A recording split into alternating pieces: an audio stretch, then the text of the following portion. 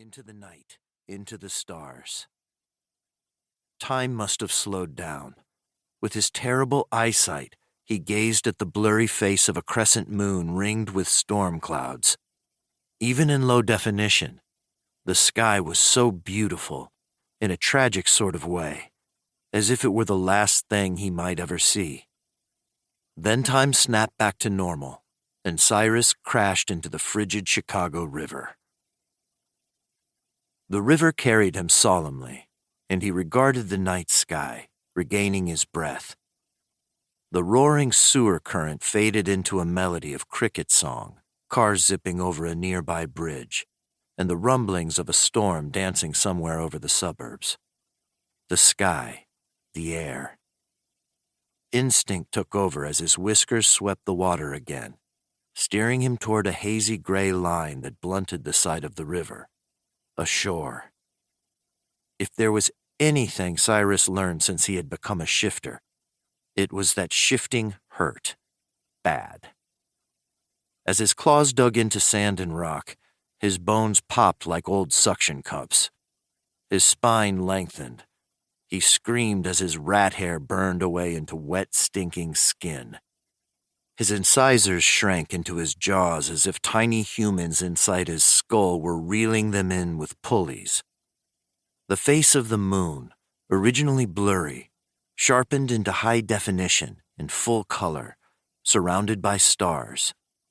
His eyes shook in their sockets. As he grew, the rocks scratched his knees, and his tail slapped sediment on his chest as it receded into nothingness. Gasping, he lay on the rocks, his clothes covered in thick, disgusting excrement. He stared up at a graffiti-strewn, twinkling bridge that divided the navy sky into diagonal halves. Just yesterday, he had been sleeping on his sister's couch, homeless and looking for a new job. Now he was a rat, running for his life on the shores of the Chicago River. He was supposed to be playing video games or going on a date or sitting on a rooftop brooding over his ex-girlfriend instead of this. Anything but this. Everything came rushing back to him. He had crossed his mischief, gotten into a rat fight with Zane, the self-proclaimed alpha, and Zane pushed him into the current as punishment. If Zane found out he was alive, he'd come hunting for Cyrus to finish what he'd started. Even though every bone in Cyrus's body ached, he had to keep moving. He couldn't stay here. He pulled himself into a shamble toward a grassy clearing knotted with streetlights. Beyond that, a cluster of brick apartment buildings loomed beyond the trees. He had no idea where he was, but he couldn't have been far from downtown. It was going to be a long night. He'd have to shift back into a rat at some point. If he didn't get hunted by his old friends, run over by a car, or attacked by a pack of wild rats, maybe he'd have a chance at staying alive. His thoughts swam as he fell into the grass on his knees. Then he got a whiff of himself and vomited. The stench was unspeakable. Normal to a rat, but stomach-churning in his human form. He had been turned into a rat. A fucking rat!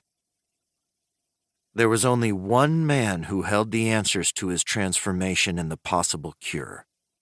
And with the mischief hunting him now, he wasn't long for this world. He had to find Dr. Thurston. Chapter 2. 2 years ago. It happened at dusk. The evening sun, a red-hot burning disk wreathed in cirrostratus clouds, sank into the horizon, casting the first night shadows across Dr. Atticus Thurston's office. The doctor, engrossed in editing a scientific report that he'd been working on all day, raised his head and looked out his window on the 35th floor of the Alsatius building. He'd lost track of time. The other researchers had gone home and their workstations were stacked with tidy messes of papers. Had they even said goodbye to him? Probably. The way